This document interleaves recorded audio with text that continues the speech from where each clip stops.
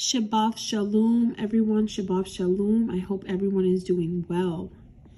So we have a powerful message today. Family, many of us are in this battle. Have been for a while now, if I can be honest, right? But this very battle we're in right now, that we are facing, I just want us all to remember this, okay? This isn't proof that we are losing.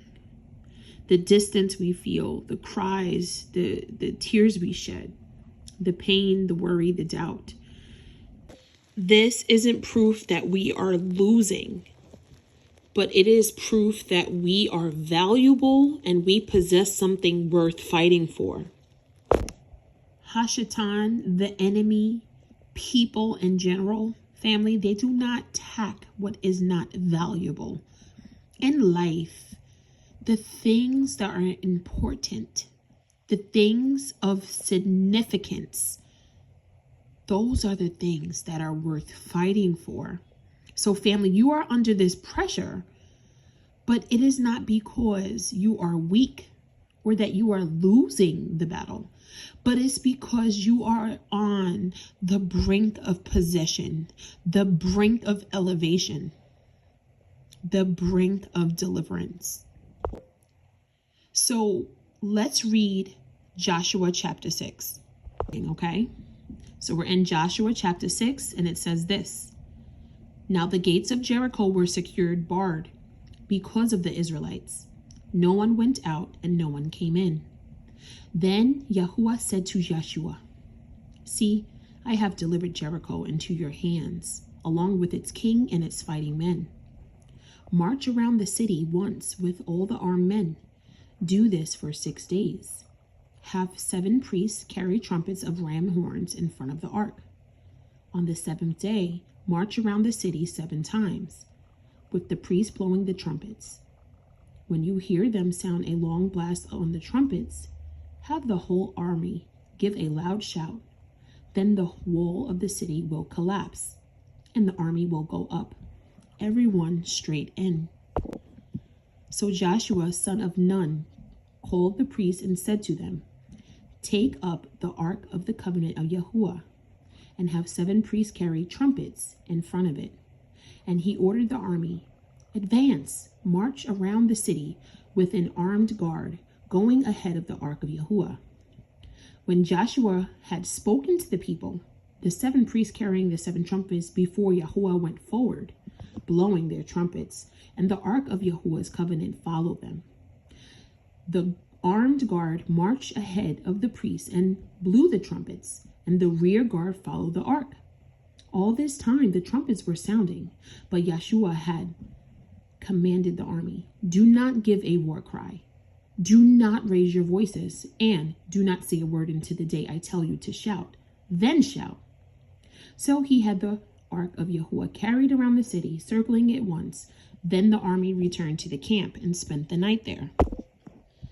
Joshua got up early the next morning, and the priests took up the ark of Yahuwah. The 7 priests carrying the 7 trumpets went forward, marching before the ark of Yahuwah and blowing the trumpets. Then armed men went ahead of them, and rear guarded followed the ark of Yahuwah when the trumpets kept sounding. So on the 2nd day, they marched around the city once and returned to the camp. And they did this for 6 days. And on the 7th day, they got up at daybreak and marched around the city 7 times in the same manner, except on that day, they circled the city 7 times. The 7th time around, when the priest sounded the trumpet blast, Joshua commanded the army, shout, for Yahuwah has given you the city. The city and all that is in it are to be devoted to Yahuwah. Only Rahab the prostitute and all that is with her in her house shall be spared, because she hid the spies we sent. But keep away from the devoted things, so that you will not bring about your own destruction by taking any of them. Otherwise, you will make the camp of Yasharal liable to destruction and bring trouble on it. All the silver and all the gold and the articles of bronze and iron are sacred to Yahuwah and must go into his treasury. So family, we're going to stop reading there. I just wanted to give you some context. So just like the walls of Jericho, what stands between you and your promise isn't stronger than your obedience. we see that Yahuwah had given them very strategic and divine orders, okay? Just like he does for us. He told them to march around the walls for 6 days in silence. And on the 7th day, march 7 times, blow the trumpets, and then shout. He also did not give them any weapons because their obedience and praise is what brought down those walls. So you have to stay obedient. Stop fighting back with your tongue. Stop slandering. Stop gossiping. Stop intrusively thinking wrongly about other people who may be your enemy. Because we have to remember that we don't fight against flesh and blood, but against these principalities and these wicked, dark people. Or should I say ruachs. So your weapons that you need right now is obedience to Yahuwah, knowing that you trust that he sees all things and that no weapon formed against you will prosper. And you keep lifting him up and praising him openly, publicly, and proclaiming and esteeming his name, because that is what's going to bring down those walls. And trust me, I know, because I go through the same thing everyone else do. In fact, most of Yasharal can really sit there and say that we really can relate to most of the struggles that we are faced with. We are facing walls that feel impossible to break down right now. Some of us, these strongholds, edifying ourselves, being accountable or holding ourselves accountable as we begin to purge and cleanse. It can sometimes feel really impossible to break down those walls, but our breakthrough is in our obedience and in our sound, just like how Yeshua told them that they must sound the shofar at a specific time. We need to know that when it starts to feel impossible for us to break down these strongholds, to break these chains, that we must sound our sound as well. We must spiritually sound our shofar, because it will be heard in the Shamayim, and it will break down those walls that are trying to keep us in bondage. The enemy is not attacking us because we are weak. The enemy is attacking us because we are so close. Okay? Jericho was not the start of the battle that Yeshua had faced. It was the end. Family, open your eyes.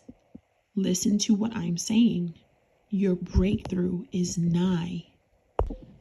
This pressure that you may be feeling, family, it is faith and knowing. It is proof in knowing that you are so near to the promise Yahuwah has given for your life. Please, family, if I can say anything right now, it would be to never stop marching. Never stop praising. Never stop believing. Because when you release your victory shout, the walls are going to fall. They are going to collapse. They are not going to withhold themselves any longer. Just like the Yasharali did back then, we also will be able to enter the promised land. You will also take possession of what is rightfully yours. Family, it is written. Everything that are in these scriptures, we need to start reading in a deeper and a more wise way. These aren't just stories. We are to apply ourselves to every situation that even they went through back then. They always tell us that there is nothing new under the sun. Family, you are already reading about your breakthrough. And the only thing to make sense of it now is that because you are reading about it, now you must put yourself in alignment with it. And then it shall be. Do you follow me, family? If it is happening spiritually, it will soon take place in the physical. Do not allow the enemy, who is Ruach, to cause you to doubt, to cause condemnation, to cause you to feel anything less than what you should be feeling, because he is just a liar. You are going to knock those walls down. You are going to be healed. You are going to be delivered. You are going to elevate, and you are going to endure to the end. Keep going. Shabbat Shalom.